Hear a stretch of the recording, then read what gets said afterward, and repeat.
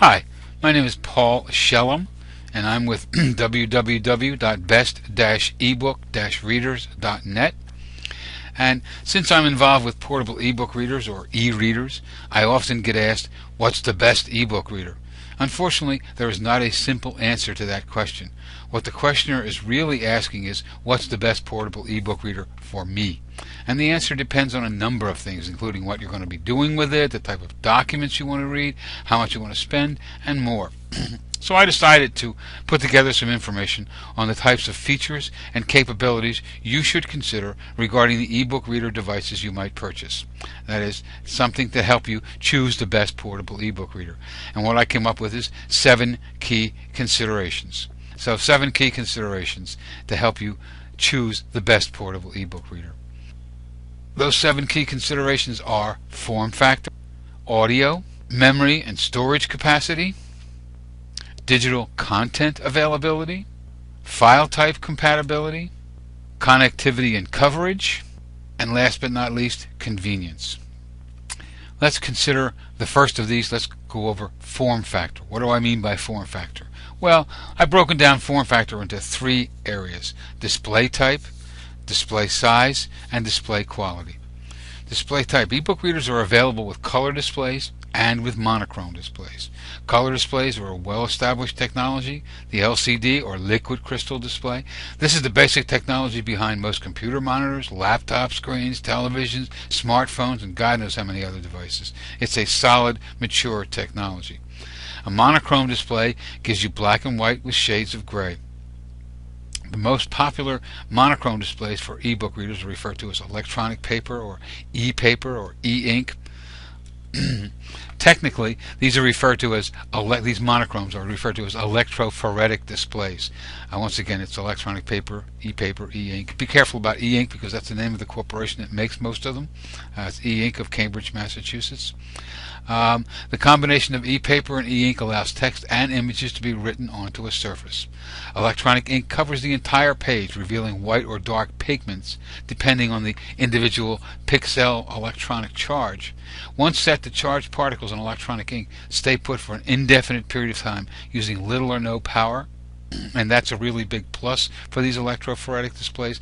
It gives them a much longer battery life.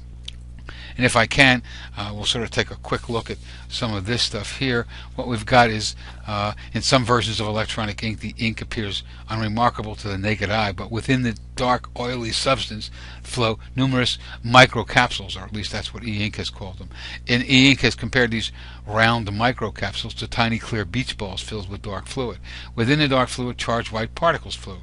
If the charged particles rise to the top of the microcapsule, as you see on the left there, then the the spot on the page appears as a white dot. If the particles fall to the bottom, the dark liquid forms a black dot, as you see on the right there. Applying various negative and positive charges across the back pixel grid, that's the bottom electrode there, supplied by a thin transistor film, it forms the text and images. Okay? Got enough techno stuff on that topic? Suffice it to say that electrophoretic displays, electronic ink is much crisper than LCD displays, rivaling printed text on white paper. Okay, it's used by most. This is the e-ink. Electrophoretic displays are used by most of the monochrome e-readers. So you'll find that it's the Kindle, the Amazon Kindle, the Barnes & Noble Nook, the Sony readers, the Cybooks, the iRexes, etc. It goes on. And so I'm going to simply say that for a monochrome reader now, the monochrome ebook reader, it's easier on the eyes than the electrophoretic display, that is to say, is easier on the eyes than an LCD display because it isn't being refreshed a number of times each second. It's less reflective than LCD screens, so you can more easily read from an electronic ink display in bright light or even sunlight. Monochrome e-ink displays are great for simply reading as you would with a regular paperback or hardcover book. The electronic ink displays use so much less power than color LCD displays that batteries on the better electronic ink or monochrome electronic ink ebook readers can last for days, even weeks, compared with hours for even the best of the current crop of color e-readers. And I'll just say at the bottom here, when it comes to these electronic displays, these electrophoretic displays, if it's not e-ink, think twice. And the latest technology put out by e-ink Corporation is called e-ink Pearl. So you should in fact be looking for that.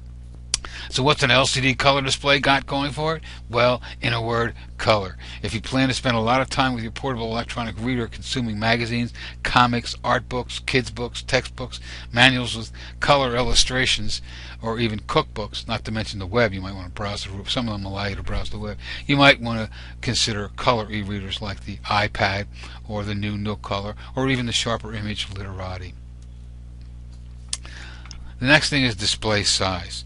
Someone seems to have decided that a really convenient size for an e-book reader is the 6-inch diagonal display. A great many of the monochrome e-readers have this 6-inch e-ink display. This includes the Kindle, the Nook, the Sony, the Kobo, the SciBook, and just lots and lots of them. Some e-book readers have larger screens, like the Kindle DX has a 9.7-inch diagonal screen. The iRex Iliad digital reader have an 8.1-inch diagonal screen. And of course, in terms of size, the color is different. The iPad's down on the bottom of that list there, but we all know iPad is at the top of every list. It's a wonderful device, and its 9.7-inch display is just spectacular. It is an excellent ebook reader. I mean, it is a great deal more. It is a tablet computer, so it's a great deal more than an ebook reader, which is why it's more expensive, but it's also a wonderful ebook reader. The Nook Color has a 7-inch display, a 7-inch touchscreen display. The Literati also has a 7-inch touchscreen display. The Literati hasn't received such great reviews. The Nook Color has. It's a wonderful device, the Nook Color, and you might want to give serious thought to that. The bottom line here on size, however, is that e-readers with smaller screens tend to be more portable and convenient, easily fitting into a purse or pocket. Smaller screens also consume less power, and since they're lighter, they're easier to hold for long periods of time, which you tend to do when you're reading something. Bigger screens tend to allow better viewing with larger text, and especially images and illustrations. So that's the big plus of larger screens. Now there's display quality. Display quality can be expressed by two measurements. One is pixel resolution, the other is referred to as grayscale. Grayscale relates primarily to monochrome displays, and pixel resolution relates to color and monochrome displays. Basically, let me cover the grayscale part first. Grayscale, higher level grayscale displays allow better viewing of images and pictures because there are more shades of gray to represent the colors and shadings in the image. So while older e-readers had 4-level and 8-level grayscale displays, the standard today is 16-level. That's what you should look for, and you'll find that the Kindle, the Nook, the Sony, the Kobo, the iRex, all of those monochrome electrophoretic display e-readers have a 16-level grayscale. Once again, because they're all using the same screen, the e-ink electrophoretic display screen. Pixel resolution applies to both monochrome and color displays.